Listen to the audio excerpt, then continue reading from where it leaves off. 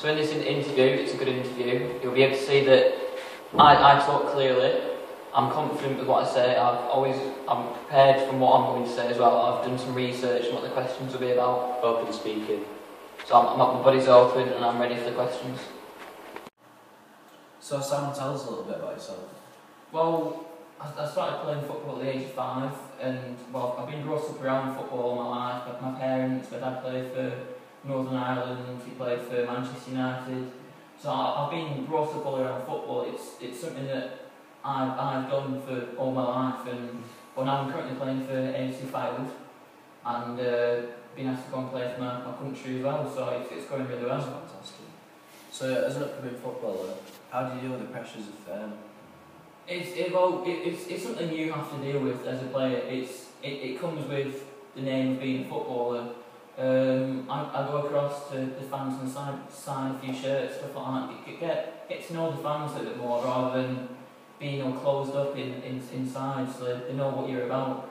So do you have a daily training regime? Yeah, well, training usually starts about 10 o'clock, so I have a bit of training around about 10, but usually get up about 7ish, have some cereal, get the carbs in for the rest of the day, get some energy, get to train. Normally it's about 10-15 minutes. We have a little live discussion about what's going to happen.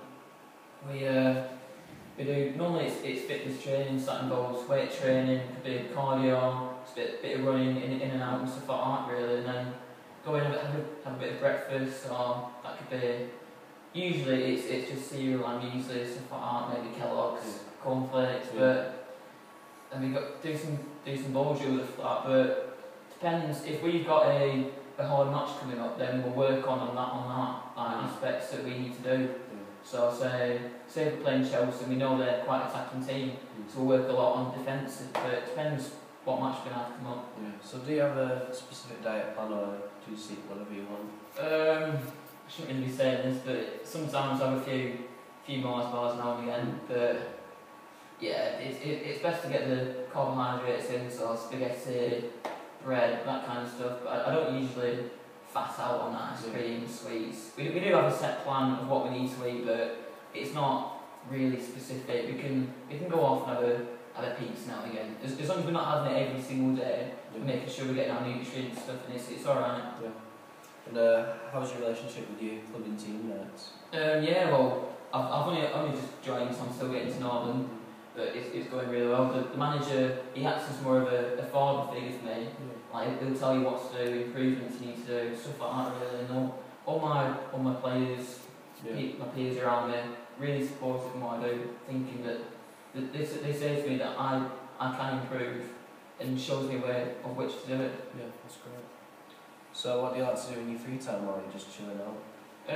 Well, of course I'm a bit of a family man, so I'm a family. I like to spend time with my kids, take them to the park and stuff, but sometimes I get involved with charities, like going to sponsors and getting a bit more money for them, doing a bit of charity work, such as going in doing fun fairs, stuff like that really. That's great. So having so much money, what do you do with spending it? Do you get bored with it? No. I do like to spend money. I like to spend it on clothes,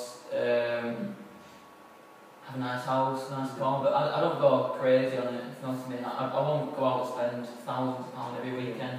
I like to keep it. I've just recently bought a plot of land which I'm hoping to develop a few houses on for my family, so everyone my little family set up, but I don't like to go crazy. Some players are crazy with the money, but I keep it nice and cool, put it behind me.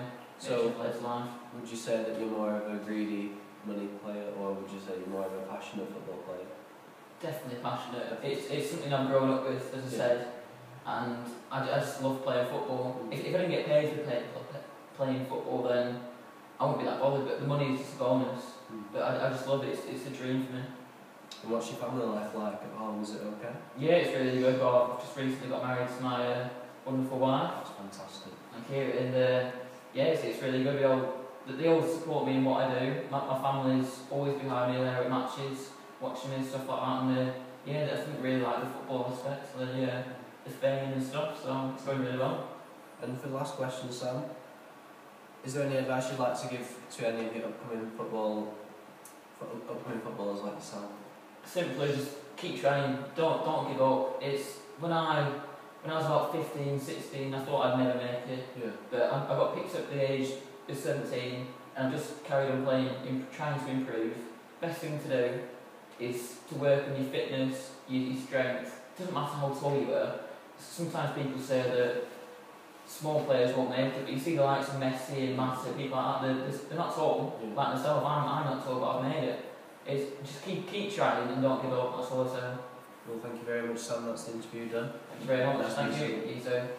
In this interview, it's going to be a bad interview because I'm going to be using slang words, mumbly, using close body language, and just He also hasn't prepared himself for the interview, yeah, so he doesn't know what to say. The answers are going to be blunt, not going to be fully explained. He's going to just not be very confident at all. Nice to meet you, Liam. So during this cricket season, there have been many controversies that occurred about changing the rules and the way we think about cricket. Do you believe that all the boards are running it properly?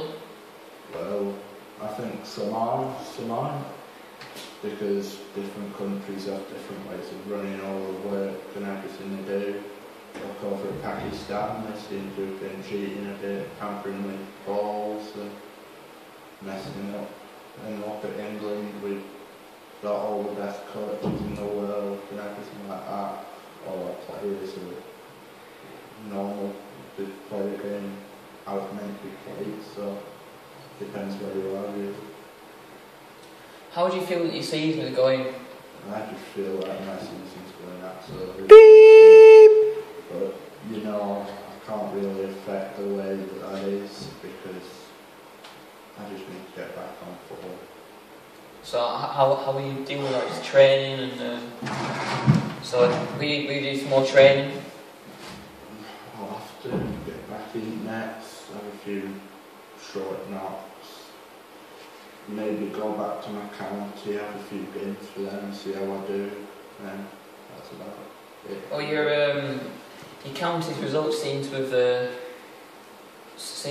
have fallen since you've left. So, what do you feel about that? Do you miss them? Do you miss playing for them?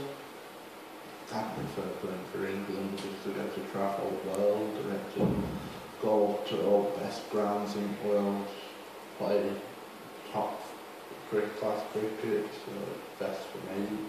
I don't care how they're doing, if they're doing shocking without me, it's their fault, not mine. So I presume you've heard about what's happening over in Pakistan with the match fixing. What do you think about it? I think it's a disgrace to all of cricket. Shouldn't be able to do match fixing because it just wrecks the fun of the game. It just spoils everything. So I've got to stick to what I know and play the way I know. Well, there have been rumours that it is happening over in England. Is that true at all? No, that's definitely not true. There has been evidence shown. No, there hasn't. If there's anything, it's the overseas players that are coming over and messing up the game, not English players. So, do you think the sport's becoming more about the money than the actual game, the passion in it? I think it's lost. Depends who you are. Some people are in it for money, some people are in it for passion of the game. I'm more in it for passionate games, I've grown up around it. So do the sponsors that sponsor you, do they have an impact on your game or? Yeah. Massively. Right, how do you communicate with them? Like, do they come to you or how does that work? Normally text or email if they want to meet up or contact me by text or something, and I'll fly over, drive there, meet them somewhere. Do you believe that you are a good role model? Depends what form I'm on.